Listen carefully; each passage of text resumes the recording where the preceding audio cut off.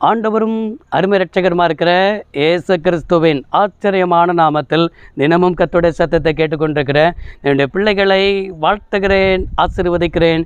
நீங்கள் ஆசீர்வதிக்கப்பட்டவர்கள். இந்த நாளிலும் கூட கர்த்தர் உங்களை பார்த்து சொல்கிற ஒரு வார்த்தை, கோபத்தை மாற்றிப்பார், எல்லாம் மாறும்னு ஆண்டவர் சொல்கிறார். நம்முடைய வாழ்க்கையில் எல்லாமே மாறணும்னா நம்முடைய வாழ்க்கையில் வருகிற தடையே நமக்குள் உண்டாகிற அந்த கோபந்தான். அநேகருடைய வாழ்க்கையில் கோபந்தான் அவங்களுடைய வாழ்க்கையே என்ன செஞ்சிருக்கிறது, அழித்திருக்கிறது என்பதை நாம் புரிந்து கொள்ள வேண்டும்.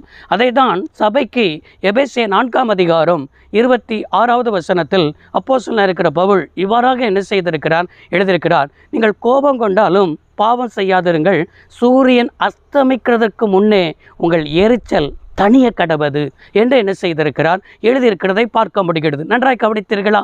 என்ன சொல்கிறார் என்றால், கோபம் கொண்டாலும் பாவம் செய்யாதிருங்கள் என்று சொல்லுகிறார். நம்முடைய வாழ்க்கையில் திடீரென்று கோபம் வருகிறது, இயல்பாக கூட இருக்கலாம். ஆனால் அந்த கோபத்தின் வெளிப்பாடு எப்படி வெளிப்படும் என்று சொன்னால், நம்முடைய முகத்தில் வெளிப்படும், முகபாவனையில் வெளிப்படும். சிலர் பார்த்திங்கன்னா நம்ம மேலே கோபமாக இருக்குது, அவங்களுடைய முகத்தை வச்சே என்ன செஞ்சுக்கிடலாம், கண்டுபிடிச்சிக்கிடலாம். அவங்களுடைய முகமே நம்மளை அப்படி கடித்து துப்புற மாதிரி என்ன செய்யப்படும், காணப்படும். முகத்தை திருப்பிக்கிட்டு போவார்கள், முகத்தில் எல்லா கோபத்தையும் என்ன செய்வார்கள், காண்பிப்பார்கள். சிலர் முகத்தில் காண்பிக்கிறவர்கள் உண்டு. ரெண்டாவது ஒரு கூட்டம் எப்படி இருக்கும் என்று சொன்னால், பேச்சில் காண்பிப்பார்கள், எரிஞ்சு பேசுகிறது, கடினமான வார்த்தைகளை சொல்லுகிறது. அதனால் பவுல் இப்படி எழுதுகிறார், கோபம் கொண்டாலும் பாவம் செய்யாதிருங்கள். நிறைய குடும்பத்தில் கோபத்தின் நிமித்தம் தேவையில்லாத வார்த்தையை நம்ம என்ன செஞ்சிருவோம், நம்ம விட்டு விடுவோம். அந்த வார்த்தை நம்ம இருதயத்தில் காயப்பட்டு போயிருக்கும். இப்படி பேசிட்டாங்களே, இப்படி இவங்க காரியங்கள் நடந்துருச்சு.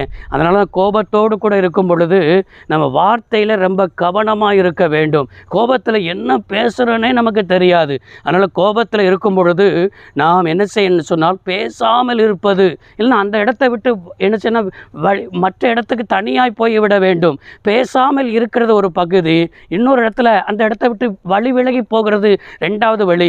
இன்னும் பேசாமல் இருந்துட்டு நான் அந்த கோபத்தின் மத்தியில் மனதுக்குள்ளேயே நல்லா சோத்திரம் பண்ணி பாருங்கள், அந்த எரிச்சலின் ஆவி நம்மளை விட்டு என்ன செஞ்சிடும், விலகி போயிடும். இதெல்லாம் சில காரியத்தை நம்ம என்ன செய்யணும் சொன்னால், பயிற்சி பண்ணி பார்க்கணும். அதே போல் கோபத்தில் இருக்கிறோமா, நம்ம யார்கிட்டையும் போய் பேசாதபடிக்கு தேவ சமூகத்தில் போய் இந்த கோபத்தின் ஆவி என்னை விட்டு என்ன செய்யட்டும், நீங்கட்டும் என்று சொல்லி அவர்களை மனதார மன்னிக்கிறதற்கு, அவரிடத்திலிருந்து நம்மிடத்துக்குள்ளே காணப்படுகிற இந்த எரிச்சலின் ஆவி விலகி போகிறதற்காக தேவ சமூகத்தில் ஜெபம் பண்ணி பாருங்க. அந்த எரிச்சலின் ஆவி விலகி போகும். நீங்கள் ஜெபிக்கும் பொழுது வசனம் இப்படி முடிகிறது அல்லவா, சூரியன் அஸ்தமிக்கிறதுக்கு முன்னாலே உங்கள் எரிச்சல் தனியே கடவது என்று முடிகிறது. பாருங்களேன், இது எப்போ நடைமுறைக்கு சாத்தியமாகும்னா, நீங்கள் தேவ சமூகத்தில் போய் அவர்களை மனதார மன்னிக்கும் பொழுது, மனதார மன்னித்து ஜெபம் பண்ணும்போது அந்த எரிச்சலின் ஆவி நம்மளை விட்டு போயிடும், கோபத்தின் ஆவி நம்மளை விட்டு போயிடும். மன்னிக்கிறதுக்கு கிருபை ஆண்டவர் தந்துடுவார். நீங்கள் இதை செய்யாமல் இருந்தால், அதுக்கு அடுத்த வசனம் எபேசியர் 4:27 வசனம் என்ன சொல்லுது தெரியுமா, பிசாசுக்கு இடம் கொடாதிருங்கள் என்று சொல்லப்பட்டிருக்கிறது. நம்ம எப்போ பிசாசுக்கு இடம் கொடுப்போம்னா, நம்ம எப்போ கோபத்துக்கு அடுத்து மூர்க்கத்துக்கு போகிறோமோ, மூர்க்கத்தின் வெறி கொள்கிறோமோ, பிசாசு நமக்குள்ளே வந்துடுவான். கோபத்தின் சொந்தக்காரன் அவன்லவா, கோபத்தின் நிமித்தம்தான் நமக்கு என்ன செய்யப்படுகிறது, பிள்ளைகள் காயின் ஆபேலுடைய சம்பவம் நமக்கு தெரியும். அன்றைக்கு காயின் கொலை செய்ததற்கு காரணம் என்ன, கோபம் கொண்டு மூர்க்கம் கொண்டு தன் சகோதரனையே என்ன செய்தான், கொலை செய்தான் என்று சொல்லி பார்க்கிறோம். இன்றைக்கும் பிசாசுக்கு நம்ம இடம் கொடுத்து கொண்டிருக்கிறோம். கோபத்து நிமித்தம் முறுமுறுக்கிறோம், கோபத்து நிமித்தம் குறை சொல்கிறோம், கோபத்து நிமித்தம் அவதூறு பரப்புகிறோம், கோபத்து நிமித்தம் இன்னைக்கு அநேகர் கோபப்படுகிறது நிமித்தம் யூடியூப், ஃபேஸ்புக்கு எதை தரப்பினாலும் சரி மற்றவனை குறித்து அவதூறாய் பேசுகிறது, மற்றவனை குறித்து சொல்கிறது, இதே புலப்பாய் வைத்துக்கொண்டு நாம் பிசாசுக்கு இடம் கொடுத்து விடுவோம். எனவே தான் நம்முடைய கோபத்தின் நிமித்தம் நம்முடைய எத்தனை குடும்பங்கள் இழந்து போய் நிற்கிறீர்கள், எத்தனை ஆசீர்வாதத்தை இழந்து போய் இருக்கிறீர்கள், எத்தனை மேன்மைகளை இழந்து போய் இருக்கிறீர்கள். நீங்கள் பேச வேண்டிய இடத்தில் பேச வேண்டுமே தவிர, பேச வேண்டாத இடத்துல இயேசு கிறிஸ்துவை போல மௌனமாக இருக்க கற்றுக்கொள்ளுங்கள்.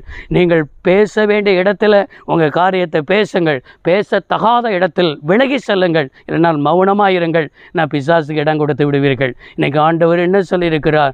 கோபத்தை மாற்றிப்பார், எல்லாம் என்ன செய்யும்? மாறும். உங்கள் வாழ்க்கையில் எல்லாம் மாறாததற்கு காரணமே உங்களுக்குள்ள இருக்கிற கோபம்தான்னு பேசியிருக்கிறார். இன்றைக்கி கோபத்தை மாற்றுவதற்கு ஜெபம்தான் வழி. அந்த கோப குணத்தை மாற்றுவதற்கு ஜெபித்து நீங்கள் கோப குணத்தை மாற்ற முடியும். ஒப்புக்கொடுங்கள், கோப குணங்கள் மாறும். ஆண்டவர் அற்புதங்களை செய்வார், எல்லாம் மாற்றத்தை காண்பீர்கள். ஜெபிப்போம். சர்வ வல்லமையுள்ள தெய்வமே, இன்றைக்கு உடைய பிள்ளைகள் கோபப்பட்டு இவ்வளவோ ஆசீர்வாதத்தை இழந்திருக்கிறார்கள். கோபத்தை மாற்றிப்பார், எல்லாம் மாறும்னு சொல்லியிருக்கிறேன். அப்படியே உடைய பிள்ளைகளுக்கு எல்லா மாற்றத்தை தந்து உடைய பிள்ளைகளை ஆசீர்வதித்து மேன்மைப்படுத்தும். இயேசு ரட்சகர் நாமத்தில் பிதாவே, ஆமென். கர்த்தர் உங்களை ஆசீர்வதிப்பாராக. God bless you all.